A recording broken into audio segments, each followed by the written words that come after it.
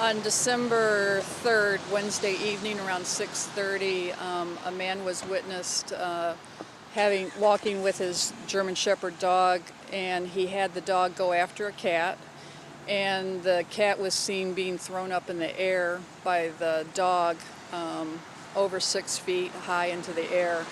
And then the man just stomped on the cat and stomped it a couple times and killed the cat. By the time the police got there, the man was gone and the cat was dead.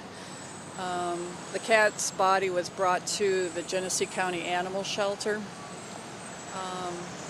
And Volunteers for Animals, which is a group that works with the Genesee County Animal Shelter, agreed to pay for the examination of the cat to determine whether it was how it died, basically. And the vet did the examination, and they found that it had multiple puncture wounds from the dog, but the spine was broken and the head was crushed. So there were skull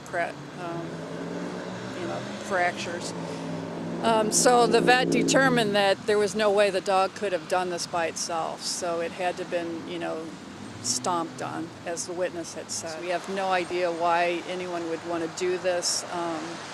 Cats typically will stay away and would not go after anybody or dogs. So, it's just completely we just don't understand this at all. It's a very violent and despicable act, and that's why we're, trying to find the person and find out any information so that we can try to bring this person to jail.